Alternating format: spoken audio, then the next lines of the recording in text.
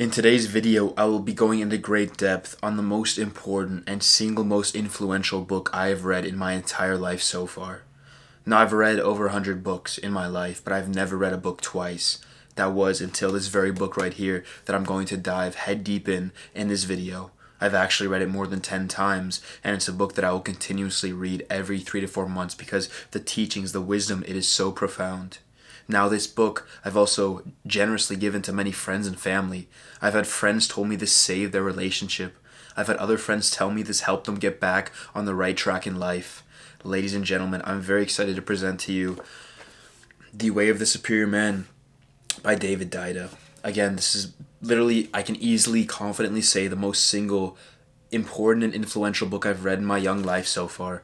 And the reason I love this book so much compared to other books, because obviously there's a lot of books that kind of can cover similar stuff, it's because it's unfiltered, it's raw, it's direct, it's straight to the point, and it answers almost every single question we as men have, but society kind of doesn't teach us the answer to those questions. We wonder these things, and this book by Deida right here kind of explains all those things in one condensed version. So what I'm going to do for you today, because I want you to learn from this book, is I've gone ahead and reread the book for maybe the 10th or 11th time, and I've lost track. But what I've done is I've went through every single chapter, every single part of this book, and I'm going to present to you the most condensed version of the most important teachings and wisdom of this book for the benefit of you in this video, watching this video today. So this video is going to be a little bit longer. I would actually recommend maybe throwing this on when you're in the car, when you're on a walk, kind of like a podcast, because I'm just going to teach it to you, and I want you to really listen, maybe write some stuff down and really try to learn this stuff, because if you can implement and learn a lot of the stuff that David teaches in this book, you will be much more successful as a man in life with relationships and a lot of good stuff. So without further ado, let's dive into it. Chapter 1. Stop hoping for a completion of anything in life. And I know it's probably so easy to, tell me like, Alex, I want to be doing certain things in life, but I got X, Y, Z. I got a family to feed. I got bills to pay. And I understand, bro. But you got to realize this. Limited money and family obligations have never stopped a man who really wanted to do something, although they provide excuses for the man who is not up for the creative challenge in the first place. You should spend an hour every single day doing something you love, because it's not about whether you have the time, it's about using what you got and trying to make the most with that. Men with significant lives never waited, not for money, not for women, not for ease, security. Don't wait, because every single moment that you wait is just another moment that's wasted when you could have been doing something. That's chapter 1. We're going to keep going, but I want to just say, like, if my vision kind of deviates from the screen, it's because I'm looking at my notes right here, because I've written out what I want to share, the points I want to address, so just hang with me through that. Chapter 2. Live with an open heart, even if it hurts. Whatever the problem is, face it immediately. A superior man opens his body to any situation. He breathes deeply, he stands up straight and addresses the challenges he faces in life. Whatever problem you're facing right now, bro, like, stop putting it off. Address it now, because you know that you will need to address it down the line, so why not address it right now? Why not start addressing that thing you've been putting off right now, because you're going to have to address it eventually. You're going to have to do it, so why not make it easier for your future self? Why not do the hard stuff today so it's easier for you tomorrow? Chapter 3, and this one's a big one that I learned.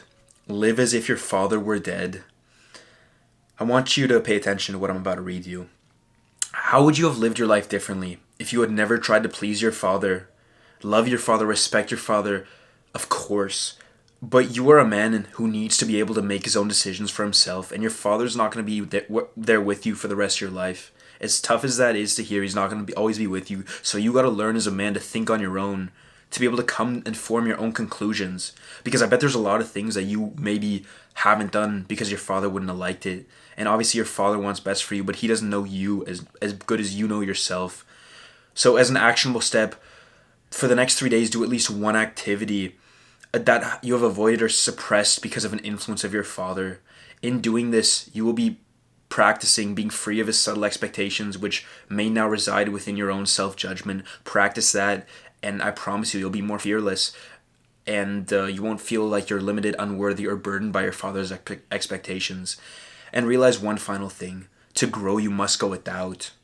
We don't really grow by doing the same things that we've been doing our whole lives. You grow by going without. That's one of my favorite quotes right there. Chapter 4. Know your real edge and don't fake it. It is honorable for a man to admit his fears, resistance, and edge of practice. The more a man does this, the more he can be trusted by society, by his friends, and his woman. If you were absolutely fearless, think about how you would be really earning your money, because maybe you're earning it with a job right now and it's getting the bills done and you're in a situation that's okay. But think about if you could earn your money, how you would. Would you really be doing it like you would right now? Probably not. Probably not. You got to realize that all men are afraid, and that is perfectly fine. Because if you're fearful of what you're doing, you're probably on the right track. You're probably doing something that you know you should be doing.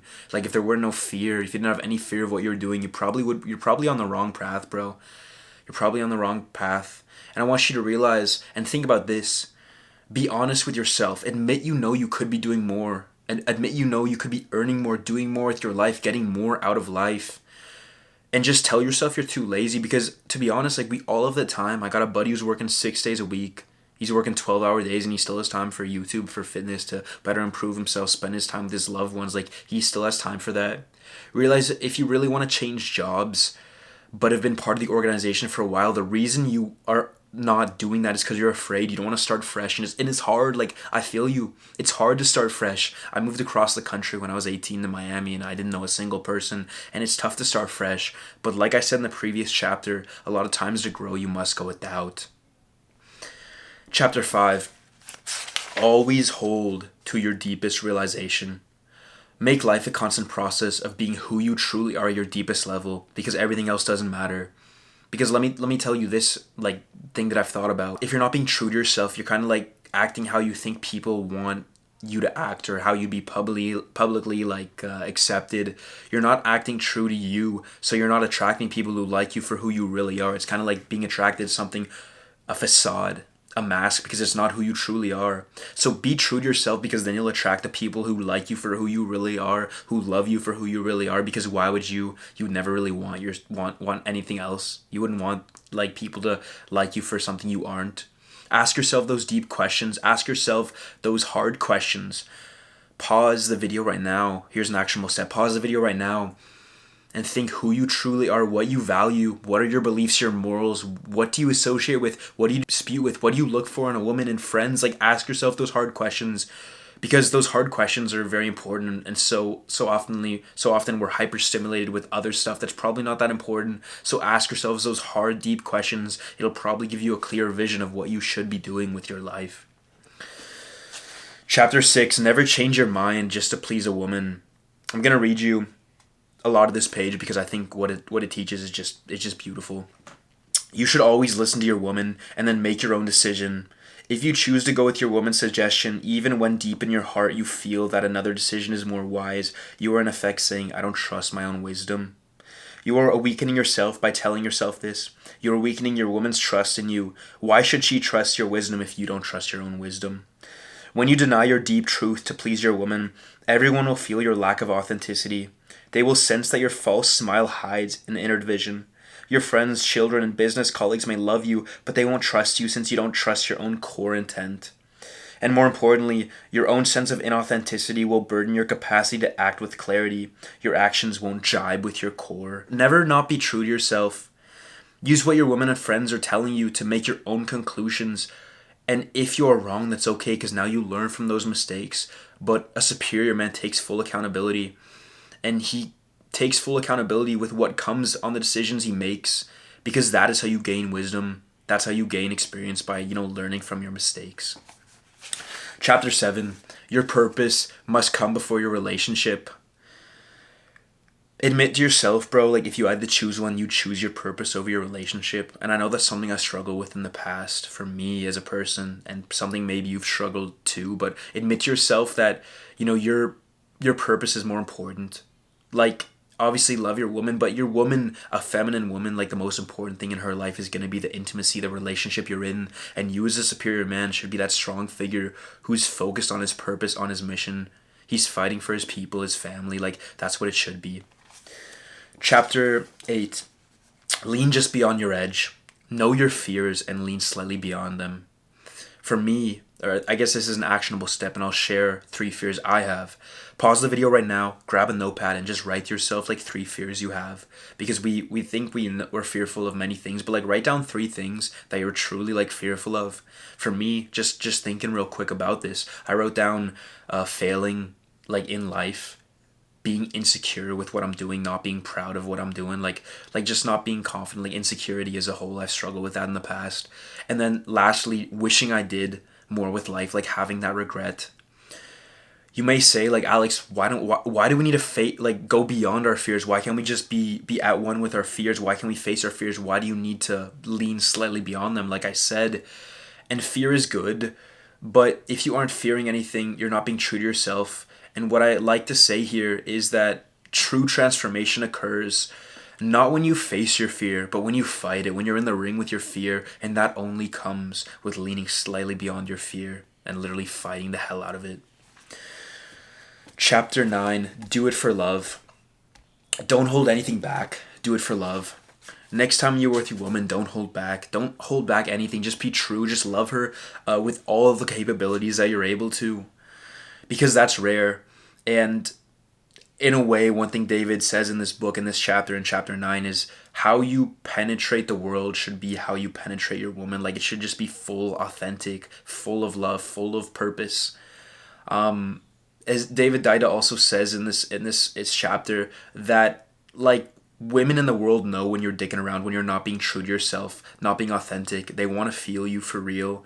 And David actually says, and I think this is pretty funny, but it's very true, that there's 2 ways you can deal with women in the world without compromising your true nature. And one is to renounce sexual intimacy, like becoming a monk. And two, as David literally says, fuck both to smithereens. Like just do everything fully, and anything you do it full. Don't do anything where you're not full. Like just do everything, be authentic, focus on that present moment. Because with your woman, with your friends, it's not about the quantity of time, it's like the quality. Like that's where it's at.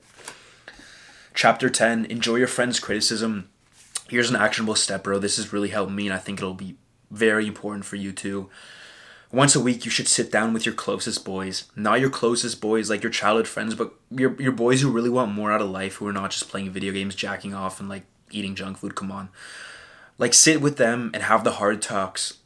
What you were doing right, what you're struggling with, what is bringing you discomfort. Real men talk about their problems. Real men don't like hold them back for just themselves. Think of a powerful tribe. What's stronger? A tribe that keeps their problems for themselves, or a tribe who talks about their challenges and helps each brother solve their issues? You are who you attract. So like attract strong men who are doing and leaning slightly beyond their edge, because then you too, and it's going to be a strong cohesive unit. Like there's power in numbers, especially when you got people who are on the same vision as you are. That's powerful. Chapter 11, if you don't know your true purpose, discover it. I'm just going to make this as simple as this. If you don't know your purpose, then your purpose should be discovering your purpose and finding your purpose. So do all those things, try those things, because if you don't know it, like that's your purpose right there, right now, finding your purpose, peeling away like layers of the onion. Chapter 12, be willing to change everything in your life. Cycles of strong, specific action followed by periods of not knowing what the hell is going on are natural for a man who is shedding layers of his karma in his relaxation for truth. Like, I want you to realize, like, when I read this, be willing to change everything in your life. Be willing to change everything and realize that, like, you are willing to walk away from everything right now, because sometimes, again, like I said before, to grow, you must go without, and you got to keep peeling away layers of the onion. You got to keep peeling away layers of your purpose to try to find your true purpose. It doesn't come overnight. You got to have those hard times with your friends, have time by yourself to just think, because you don't have creativity. You don't have those creative moments when you're just always stimulated with all this random stuff. Like you have to have that boredom, because when you're boredom, your brain can kind of empty out at its subconscious level, and you can start to actually be creative. Think about what you want to do, not what you see and what all those people in the world you see on social media that you follow want to do. Like what you want to truly do yourself. Chapter 13, don't use your family as an excuse. This goes for being younger, having like living with your parents, as well as like being a father, living with your girlfriend, having children and stuff. And basically, don't use your family as an excuse. Like, we lead by examples in this world. As a man, you lead by example. So Lead by example for your children, for your woman. If you aren't being true, you aren't being authentic, your whole household suffers. And like I said before, it's not about quantity of time, it's about quality. Like your family can feel this. So dedicate as much time as you can of quality time. Like that's much more important than spending all day with your family, like just, thinking about something else. Chapter 14, don't get lost in tasks and duties. Don't spend your life working without the chance to enjoy it. You're not going to be happy on a yacht. It's those people on the yacht that are going to make you happy. So have those memories. Do those things that you're on the fence, because like life is short, and at the end of the day you're not going to worry all this, you're not going to think about all the self-improvement stuff, all the discipline stuff you did. You're going to remember those crazy experiences you had, and that's like a beautiful story that you can tell one day. So like get the most out of life. Chapter 15, stop hoping for your woman to get easier. Every moment of your life is either a test or a celebration. It's like simple as that. When your woman is complaining about something, arguing or testing you for a matter, like realize that she gets joy and erotic by feeling your strength, your love, and your calm presence. The more she tests you, the more she truly loves you. My friend told me that that was one of the truest things, and once he read this book, like that was very powerful. And it's true, like the more a woman tests you, the more she really loves you. She wants you to like live up to that standard she has for you, which is beautiful. A weak man gets his happiness from his woman. A strong man gets his happiness from staying true to his nature, true to his purpose and mission, while building an empire with his woman. The most loving woman will test you the most. You gotta realize that, and a superior man does. It never ends. Chapter 16, women are not liars. Your woman may say something along the lines of, you might be like, hey, let's go to the movie tonight. And she might be like, nah, like I don't want to. And then you might be like, hey, let's go to the movie, while picking her up, spinning her, hugging her like tightly. And then she might be like, okay, let's go. And you got to realize that when she's upset or doesn't want to do something, don't argue. Establish love first. She wants to feel good about your relationship. That's the most important thing to her. So when she says no in that little moment, it's probably not about you, probably not of anything that like is going on. Like in that current moment, it's about the relationship as a whole. So like establish love first. Chapter 17, praise her. As growing up as a boy, you were probably, teased by your other like boys you grew up with, like, oh, you can't do that, or prove like you can do this thing. And this kind of encouragement, like, it's good for men because we rise to the occasion, and due to this you probably do this for your woman as well, like you kind of challenge her. But you got to realize praise is literal food for the feminine. You got to praise the things she's not good at to make them praiseworthy. If your woman, like, you want her to start working out because maybe she like should get in better shape or something to be healthier and just like be better, instead of saying like, hey, you should work out, you gotta like, you can say something along the lines of like, hey, like you look beautiful in your workout clothes. And that praise is like feeding her. She, like, praise motivates, challenge doesn't, especially for the woman. You gotta realize that as a man it may seem foreign, but praise the qualities that are not yet praiseworthy and watch them blossom into becoming praiseworthy. Everyone likes to be praised and told how good they do certain things, and for your woman, brother, it's probably 100 times more so. So praise her, like praise her. You probably can't praise her enough. Chapter 18, tolerating her leads to resenting her. One of the largest gifts you can give your woman is an open heart when it is closed. As a man, you may think, why can't she deal with herself? You probably ask that very question yourself. Why can't she deal with this thing? But realize that nothing can thunderbolt her into joy and bliss like your strong energy and presence. If she's in a slump, it is your challenge and obligation as a superior man to get her out of it. You can do something along the lines of tickling her, hugging her tightly, making animal sounds, singing the goddamn opera, kissing her passionately, opening her heart with humor.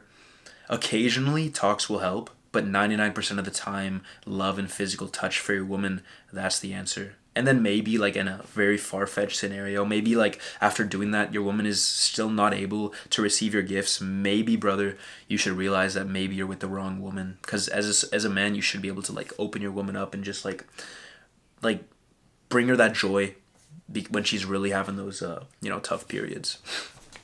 Chapter 19, don't analyze your woman. The feminine moods and opinions are like weather patterns constantly coming and going, like clouds drifting across the sky. 90% of women's problems come from feeling unloved. Don't analyze her like a doctor or therapist. Give her your love. Walk over to her, hum a tune, dance with her, hug her tightly. That'll solve most of the things. Don't argue. Chapter 20, don't suggest that a woman fix her emotional problem. Asking a woman to analyze or to try to fix her emotions is a negation of her feminine core, which is pure energy in motion like the ocean, deep, wild, and powerful.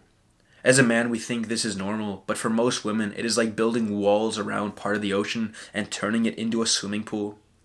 An actionable step you can do right now is say it's a date night, a birthday or something. Instead of telling your woman exactly what's gonna happen or saying like, "Hey, like, whatever you like," tell her something along the lines of, "Hey, you have 30 minutes to pack your bags. We'll be gone for the weekend. We're gonna have a wonderful time. Yeah," and then boom, that's it. Because as a man, you might enjoy when your woman says, "Hey, we can do whatever you want today," but as a woman, due to her feminine core, she likes kind of being led, kind of likes when you're leading her through the storm, and like that's not through the storm, but you know what I'm saying. Chapter 21. Stay with her intensity to a point. When a woman gets emotionally intense, a mediocre man wants to calm her down, discuss it, or leave her to come back at a later time when she's more sane. A superior man penetrates her mood with his love, his unwavering consciousness, and if she refuses to go live with more fully in love, after a time he must like let her go. Tell me if you experienced this, bro. Feminine moods, and maybe you're thinking like, what's her problem? Why can't she figure it out for yourself? Or for herself, rather. You've probably had those very thoughts that I'm just reading to you right now. One of the deepest feminine pleasures is when a man stands full, present, and unreactive in the midst of her storm. That's what a superior man does. Realize that how you handle your woman is how you handle the world. If you're a man who easily gives up when something gets tough, you're probably going to do that for your woman too.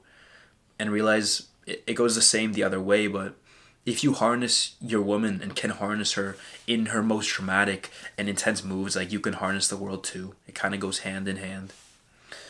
Chapter 22. Don't force the feminine to make decisions. And I have something right here that I really want to read and share with you. Your woman asks for your input, and you say, "Whatever you want to do is fine with me." This is the statement of a friend, not a lover. As friends, you want to treat each other fairly and give each other space and independence. As lovers, you and your woman are more than just friends. You are playing the full dynamic of masculine and feminine polarity. Wouldn't you like your woman to be a goddess and offer you her feminine gifts? To evoke them, you must offer your masculine gifts. One of the most valuable gifts is the ability to see all the options and make a decision based on this view of potential outcomes. If she asks you something, never say whatever you want, or never say "I really don't care." Give her your masculine gift of direction. Give her your opinion. That's what she needs, and she really wants that. Because maybe she can make her own decision, but she wants to feel your opinion, your strength. She doesn't want you to say like, "Oh, whatever you'd like." If she's wearing like the dresses and is like, "Which dress do I look the best in?" Just like pick the one you like and be like I don't know. I think you look beautiful in the red one. Like be strong. Show your strength.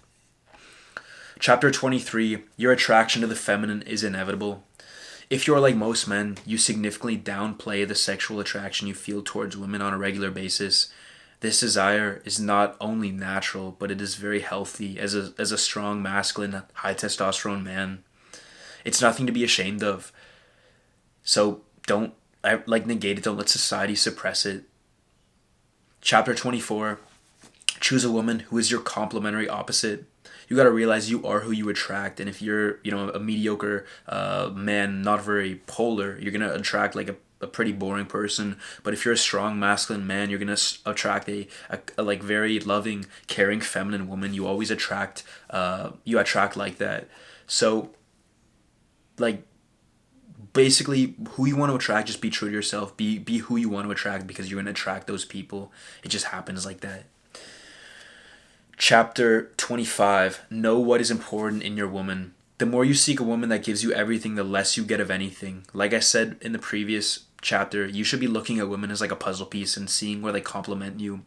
Because you don't want two people who are going to be the same like person, who are both good at the same things. You want it to be like a like literally like coming together and just building on top of each other and just making just blossoming that relationship, because you complete each other in the ways you struggle. That's like what a beautiful relationship is. Chapter 26. You will often want more than one woman. Tell me if you've ever felt this, bro. There's a quote in this book that talks about like, even if you have a great relationship, it's like you're still gonna have those desires to be with other women, and that's totally normal. And you got to realize with that, Even if you're totally fulfilled by the sex between you and your woman, you will still think about other women. It's just like our masculine nature. This one's deep. Self discipline is not self suppression. Suppression is when you resist and fight your desires, keeping them buried and shunned as much as possible. Self discipline is when your highest desire rules your lesser desires, not through resistance, but through loving action grounded in understanding and compassion. So what you do with this is up to you, but realize like this is natural, it's healthy for us to like have that desire as a man. Chapter 27, young women offer a special energy, simple as that. Chapter 28, each woman has a temperature that can heal or irritate you. Realize when you're going through certain parts of your life, you're going to have times in your life where a cooler woman with cool, calming energy might be the right one for you. That is kind of like a glass of cold beverage on a hot day. And then other times in your life, maybe you're not working in a crazy, high-paced, fast environment. You're a bit of a slow pace right now. Then a fiery woman, a hot woman can provide like that spark in your life. And just realize that it kind of rotates and it's fine for that to change. But based on what you're doing as a man, it can kind of often change what type of woman you kind of want to receive. Okay, cruising along. Chapter 29, choose a woman who chooses you. So often we get obsessed with as guys, like, oh, like, I don't know if this woman likes me and blah, blah, blah. Like, but you got to realize if a man wants a woman who doesn't want him, he cannot win. There's so many girls in the world, bro. There's going to be someone who loves you and is very attracted to you for who you truly are. So be true to yourself, because you wouldn't really want to attract someone who doesn't like you for who you are. Because if you have to change to please that person, she's probably not the right one for you. Chapter 30. What she wants is not what she says. Your woman will constantly say things to feel your strength and stability, like I said before, with like throwing tests and like all this like stuff at you. A weak man gets frustrated by this. A superior man practices consciousness and love in every single moment amidst her tests and like her phases and moods. Chapter 31. Her complaint is content free. The thing your woman is complaining about is rarely the thing she's complaining about. Not doing the small thing you said, like, hey, like I'll clean the garage or my room or like something like that. If she constantly gets at it, she's not really getting at the fact that it's not clean. It's more so the fact that you can't stay true to your word, because she's thinking like, okay, like if he can't even stay true to this word, do this one thing he said he would, how can he kind of protect me in the midst of like a very bad situation? Or how do I know he can lead me in a storm? How do I know that he can navigate me through the like a storm in the ocean in that ship, right? Because that's kind of you as a man. You're kind of a ship going through the ocean, the turbulent ocean. You should be a strong, grounded ship, right? That's kind of what your woman is looking for. Chapter 32. She doesn't really want to be number one. There's kind of a story in this book in chapter 32 that's talking about like a man going to war. And as a man going to war, your woman probably is like crying and she's like, man, I want you to stay. Please, I love you. I could never imagine like you leaving my side. And the man goes to war, he kisses his woman, and they both are kind of sad, but the man knows he's doing the right thing, and the woman, as much as she hates it, she's like very happy that he's doing that, kind of following his purpose, his mission, something greater than she is. So she likes that. Because in the alternative, the man would come back and say like, hey baby, like I wanted to be with you, you're more important to me. In the moment she'll love that, but deep down in her feminine nature, she's kind of hurt because you're not really being true to yourself. You're not finding or staying true to your nature. If a woman is the most important part of your life and the meaning of life itself, both of you will suffer. It's pretty simple. Chapter 33. Your excellent track record is meaningless to her. As a man, it's probably easy to forgive and forget. But for a woman, say you miss an event, you're late, or you forget to even like pick up milk or bananas at the grocery store, your woman's gonna be mad in that moment, and just realize like all the stuff you've done in the past, she doesn't really care. So just establish love, and like happiness will follow. Like just trust that. Chapter 34. She wants to relax in the demonstration of your direction. If you are a clear, strong, and directed man, your woman can relax. She can then truly trust you. Chapter 35. You are always searching for freedom. You want freedom. She wants love. That is harmony. Understand this. When you're searching for vast sums of money, you aren't searching to be filthy rich. You're searching for freedom. That's what you are searching for as a man. Freedom to do what you want and be true to yourself. Chapter 36, and this is one of my favorite chapters. Why this book is so good, so unfiltered. Own your darkest desires. Use your darkest masculine desires and tap into them. Dominate the competition, to get with many women and stuff like that. Use that to your advantage. Society tells us to suppress it, like, oh, like it's so bad to be masculine, man, and stuff like that. But like that's what like is kind of lost in the society today. We're all kind of molding into the same like modest things. Like we need that polarity. We need those strong figures in life. So own your dark desires, and obviously like that's up to you how you want to handle them. But own them and use those things to your advantage. Don't let society and don't let yourself or friends or like family suppress them. Like those are so good. Chapter 37. She wants the killer in you. Your woman wants to know that you have the capacity to kill. Now, she doesn't really want you like killing and like murdering people on the regular basis, but say like you and her in a dark alley and people are like talking trash or something. Your woman wants to feel your strength. She wants to know that you do have the capacity to kill and protect her. Like it's just she wants to be able to know that you can protect her, that if something happens, you're going to be that strong man who can protect her, because women just want to be protected by you. Like think about that. Chapter 39, and I'm going to kind of skip through a few because I want to keep this video concise and I want to just make it direct to the point. I don't want to, have fluff in here. And if I feel like a chapter's already talked about it, then I'm not going to, state it again. So chapter 39, this is a good chapter too. The feminine is abundant and women are abundant in this world. You're always searching what you're looking for. So say you're a man and you're searching for your wife or a girlfriend and you're like, man, there's no good girls in the world. Like, yeah, there's not going to be any because you're always going to find what you're looking for. You got to like know what you want. Have high standards for yourself. That's like a very good thing, having high standards. But you got to realize like the feminine is abundant and you got to have that open mindset. It'll really help you because if you don't, it's like it's just only going to hurt you. It's going to like bite you in an ass or bite you in the ass because it's kind of like chasing your own tail. You're never going to find it, right? Chapter 42.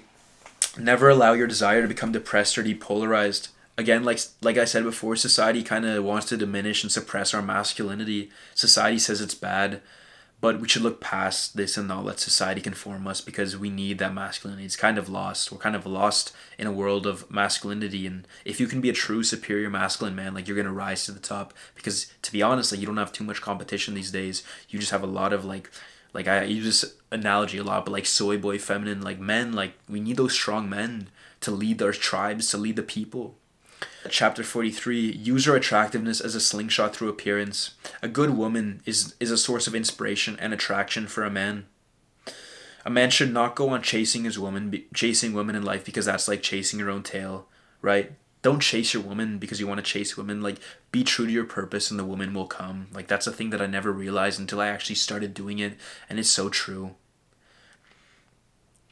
Chapter 45, breathe down the front. This is a really important thing, and I want to touch on this because in society, we're kind of so moving so quickly that we often just like, you're like, with like all our things, we're not breathing deeply. And let me tell you, like breathing deeply is like a cheat code to life.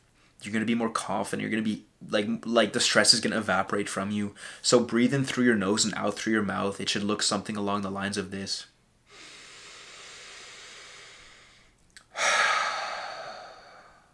And just like doing this video right now, I guess I kind of ramble and I see my camera's been recording for a while and stuff, but like just taking a minute to breathe, it's just such a powerful thing. Because again, we're going so many places. Our mind is in so many places in today's world, being stimulated and all this stuff. But like it's good to just take those little moments to just breathe. And when you have stress, when you're going into a presentation, like all that stuff, breathing is probably the best thing you can do. So take time each day, each hour, just to breathe deeply and not be in this like C-shaped huddled posture that so many people are. Just take a minute and actually get a deep breath. Chapter 50. Restore your purpose in solitude and with other men. Quality over quantity, time with your woman, with your family. Said that before. Spend time alone though, and not with other men at all times. Like obviously you should have your strong men you spend time with, but you gotta have that time alone to think for yourself because you, as much as other men will help you, you need that time for yourself to think about what you truly want as a person, not them. You gotta have that time to think for yourself. And I'm gonna reiterate one more point here. If you don't know your purpose, then your purpose should be discovering your purpose. It's simple as that.